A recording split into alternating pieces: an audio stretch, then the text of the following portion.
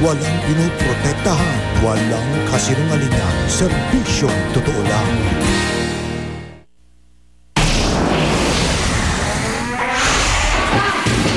Saksihan, ngayong araw ng paggawa, mga militanteng manggagawa, buong puwersang nagkilos protesta para igiit ang dagdag sweldo. Mga kawani ng gobyerno, matatanggap na ang huling bahagi ng aumento sa sahod simula sa Hulyo. Pero paano kaya ang mga empleyado sa pribadong sektor? Naranasang pag-ulan sa Metro Manila ngayong unang araw ng Mayo, magtutuloy-tuloy nga ba? Pero sa kasagsagan ng pag-ulan kaninang hapon, binatilyo sa Tondo, tinangay habang naliligo umano sa ilog. Exclusive!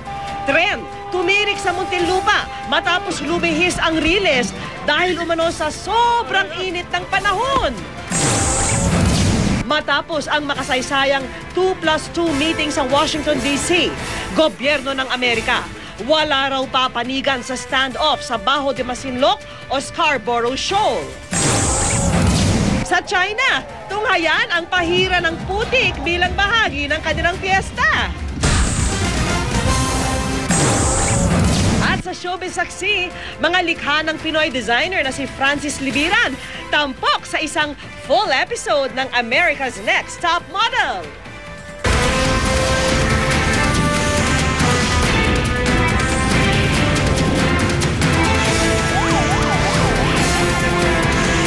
Saksi.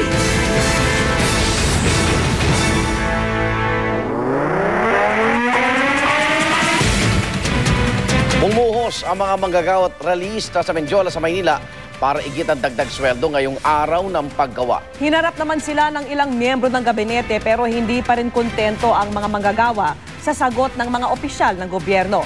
Saksi si Chino Gaston.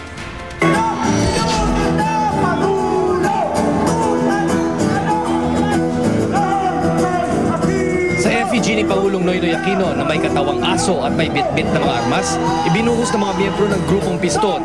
Kilos ang Mayo 1 at napawis ang galit daw ng manggagawang Pilipino. Hindi pa rin kasi binibigay ang matagal na nilang itinutulak na 125 peso across the board legislated wage hike.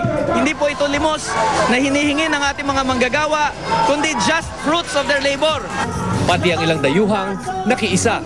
The movements are different, but we have also symbolizing because the enemy is the international financial capital. Hindi sila natinag kahit nang umulan. Sa gitna niyan, isang freelance photographer ang napagkamalang ahente at nakuyog hanggang mailayo na ng mga nakaantabay ding tauhan ng Commission on Human Rights. Ito yung ano niya, sir. Bago nito, may ilang militanteng grupo na naunang nagprotesta sa Mendiola na hinarap ng ilang opisyal ng gobyerno. Bukod sa legislated wage hike, ipinagpanawagan ng mga grupo ang pagbasura ng oil deregulation law at pagpasa sa security of tenure bill. Nautos sa amin ng Pangulo na ang mga kaukulang mga departamento ay pag-aaralan po itong mga panukala po ninyo at makakaasa rin po kayo na pag napag-aralan po ito, kami ay muling haharap sa ating Pangulo upang gawa ng kaukulan na aksyon. We're looking at long-term solutions to the issues on unemployment, and so we are determined to ensure inclusive and equitable growth. Medyo disappointing yung ganyang sagot dahil sa totoo lang, we have raised these same issues last year. Same day, May 1. Sa Times Street, Quezon City naman, sumugod ang ilang maralitang tagalungsod bilang protesta sa mga demolisyon. Pero hindi na sila umabot sa bahay ng Pangulo roon matapos mapigil ng mga pulis sa kanto. Nagkaroon din ng protesta sa labas ng Metro Manila tulad sa Cebu, Coronadal at Legazpi. Sa kabuuan naman daw ayon sa pulisya natapos ng mapayapa ang mga kilos protesta ngayong araw ng paggawa. Ako si Chino Gaston ang inyong saksi. Good news naman sa mga kawani ng gobyerno, matatanggap niyo na po ang huling bahagi ng aumento sa sahod simula sa Hunyo, isang buwan na mas maaga sa itinakda ng batas. Saksi si Lia Manialac del Castillo. 713 pesos hanggang 12,530. Depende sa kanilang salary grade, ganyan kalaki raw ang madadagdag sa sahod ng mga kawani ng gobyerno ayon sa Pangulo. Pero hindi pa yan ngayong Labor Day, kundi simula sa Hunyo. Good news pa rin daw dahil dapat ay sa Hulyo pa ang simula niyan, alinsunod sa Salary Standardization Law na naipasa noong taong 2009 sa ilalim ng Administrasyong Arroyo. Pagdating ng Hunyo, matatanggap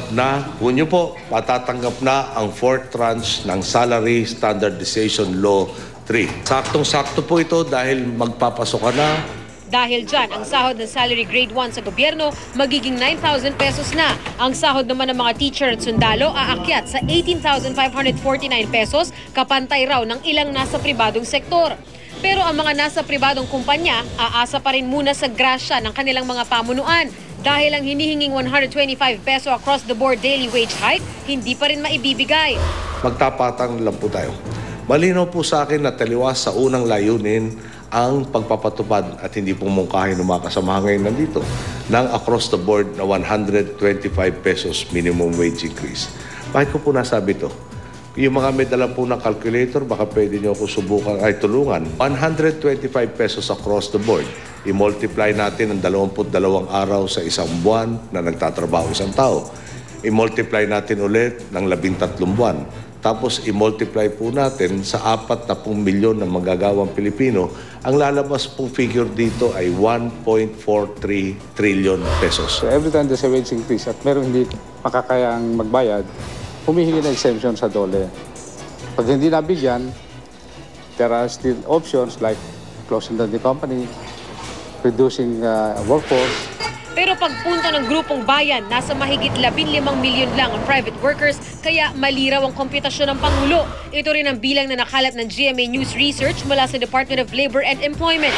Kung gagamitin ang datos ng DOLE, lalabas na 511 billion pesos ang magagastos kung ibibigay ang 125 peso daily wage hike.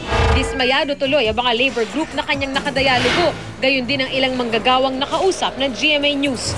Kailangan po ng pump-priming sa infrastruktura upang maglikha ng trabaho.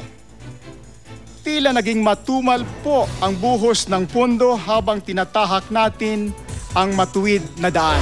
Yung sinisweldo ko, kumbaga, may nag-aaral pa akong isa. Kung yun lang asahan talagang sa pagkain pa lang namin o doon sa pamasahe ko pa lang pagpasok o paglalagay ko ng gasolina sa motor ko, kulang na kulang talaga. Hiwalay pang problema ang mga walang trabaho na nasa halos 3 milyon na.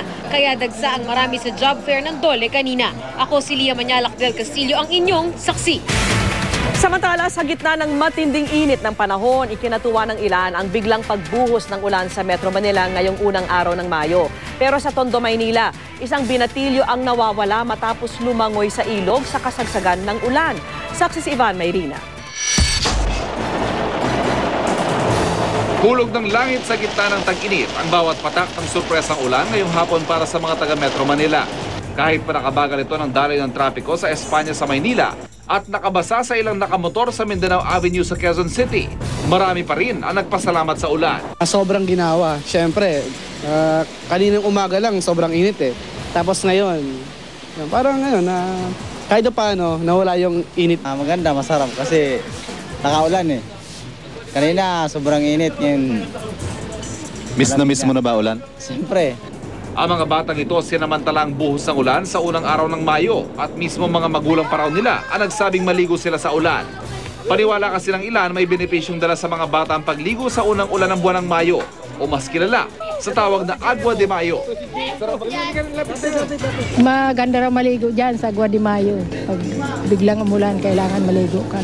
Kayo po, pinapaligo nyo ba yung mga anak nyo, mga apo nyo? Mga apo ko, naligo sila. Bakit po? Aywan ko. Kasi nung araw pa yan, sabi Agua de Mayo, maganda maligo sa ulan ng Agua de Mayo. Kasi nakakagamot daw sa sa mga may sakit. Ikaw ba pinaligo mo yan? Ito nga, anak ko eh. Oo. Dahil doon sa paniniwala na yun? Oo, tsaka kanina umulan na rin, medyo maganda na rin yung klima eh. May benepisyo man o wala, walang himala ang ulan ngayong hapon ayon sa Pag-asa. Isolated rain showers lamang daw ito bunsod ng ilang araw na mainit na lagay ng panahon at hindi pa raw tapos ang summer. Pero di tulad itong Abril, makakaasa raw tayo ng mga ganitong klaseng pag-ulan at sa katunayan, hanggang 2 bagyo ang posibleng dumaan sa bansa ngayong Mayo. Prelude to para sa tinatawag nating onset ng rainy season. So, medyo inaasahan natin na yung maximum temperature during May mas mababa compared to April dahil sa mga rain showers at thunderstorms. Pero si Justin Adriano, trahedyang inabot ng yayaing lumangoy sa ilog sa Balotondo ng Calaro sa kasagsagan ng ulan alas 4 ng hapon. Pinangangambahang inanod siya ng ilog at hindi pa rin nakikita hanggang ngayon. Bukas ipagpapatuloy ang paghahanap sa kanya ng Coast Guard. Nakaupo daw siya nung may ano ron, bangkita ba yon? May tumulak daw sa kanya, pauwi na sila, may tumulak sa kanya. Nagkaroon naman ng biglaang pagbaha sa barangay Manikahan sa Zamboanga City. Katunayan, umabot hanggang tuhod ang taas ng tubig doon. May umiiral kasing intertropical convergence zone na nagdadala ng ulan sa Mindanao at Visayas.